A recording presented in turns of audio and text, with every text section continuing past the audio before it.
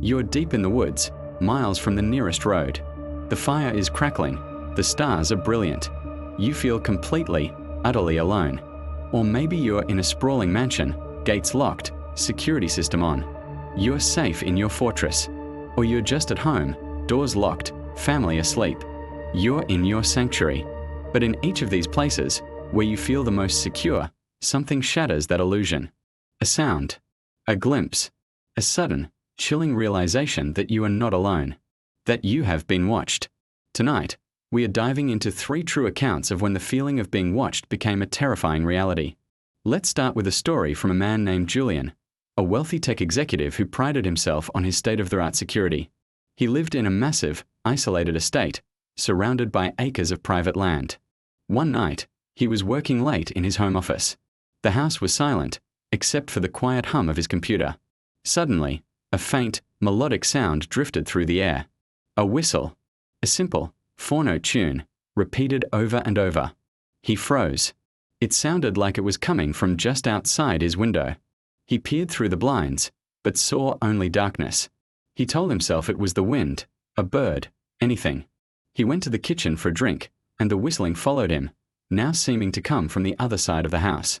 He checked his security monitors. Nothing. No alerts, no motion detected. He walked through the silent halls, the whistle echoing in his mind. Then, he heard it again, impossibly, from inside the house. It was coming from the intercom system, the one he never used. A cold dread washed over him. Someone wasn't just outside, they were inside his network, inside his walls, playing a game with him. He sprinted to his central security panel and initiated a full system lockdown. As steel shutters slammed down over the windows, the whistling stopped. Silence returned, but it was heavier, more menacing than before. He never found out who it was.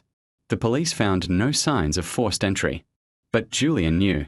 Someone had been watching, learning his systems, and reminding him that no fortress is truly impenetrable. Now, let's travel from a high-tech mansion to the raw wilderness. 2 friends, Liam and Chloe, were on a multi-day hike deep in a national park. On their 3rd night, they set up camp by a river, miles from any trail. As dusk settled, they sat by the fire, the only sounds being the crackling flames and the rushing water. Then, they heard it. A click. Like 2 stones being tapped together. Click click. Pause. Click click. They scanned the dense woods surrounding their small clearing. Nothing. They dismissed it as an animal. But the sound was rhythmic, deliberate. It continued for an hour, moving around the edge of their campsite, always just out of sight.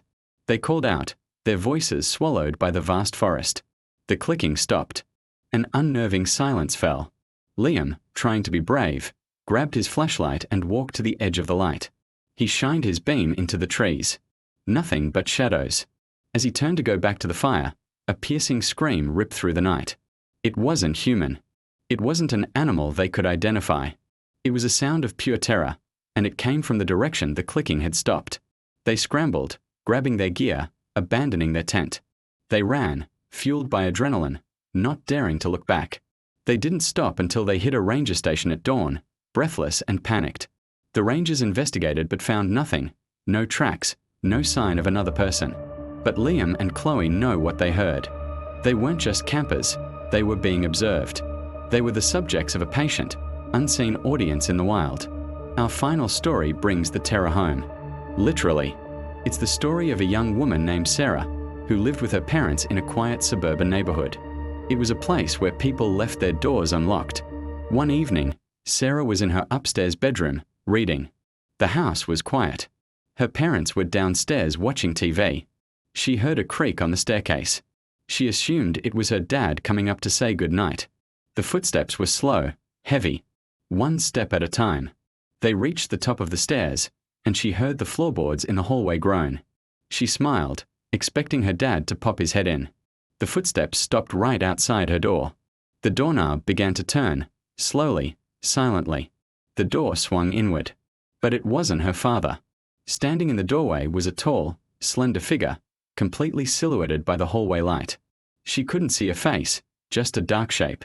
They didn't move. They just stood there, watching her. Sarah was paralyzed, her breath caught in her throat. The figure just stared, silent. Then, After what felt like an eternity, it slowly backed out of the room, pulling the door almost closed, leaving just a sliver of light. Sarah could hear the footsteps retreating, just as slowly as they had come. Down the stairs. A few moments later, she heard the back door click shut. She finally found her voice and screamed. Her father ran upstairs, found her hysterical, and they called the police. The officers who arrived called it a crime of opportunity. An unlocked back door, a thief who likely got spooked and ran. But Sarah knows something they don't. That night, unable to sleep, she looked out her window. And in the shadows at the edge of her yard, she saw a figure. The same tall, slender shape. It was looking back at her house. Then, it turned and melted into the darkness. It wasn't a thief who got scared. It was someone who had been there before. Someone who knew the layout. Someone who was checking to see if the door was still unlocked. In all three cases, the horror isn't about what happened, but what could have happened. The terror lies in the surveillance. The whistle in the mansion, the clicking in the woods, the silent watcher in the hallway. These weren't random encounters. They were calculated. Intruders who watched routines, learned vulnerabilities, and chose the perfect moment to shatter their victim's sense of safety. They remind us that the most terrifying threats are the ones that watch and wait, making you question every shadow, every sound, every unlocked door. The feeling of being watched is a primal fear, and these true stories show us that sometimes that feeling is not just in our heads. If these stories send a chill down your spine, and if they serve as a reminder that our sanctuaries are often more fragile than we think, please help us share this message. Hit that like button, and subscribe for more deep dives into the stories that reveal the darker side of human nature. And now we want to hear from you. What's the one thing you do every single night to feel secure? What's your security ritual? Share it in the comments below. Stay safe out there, and always check the locks. Thanks for watching.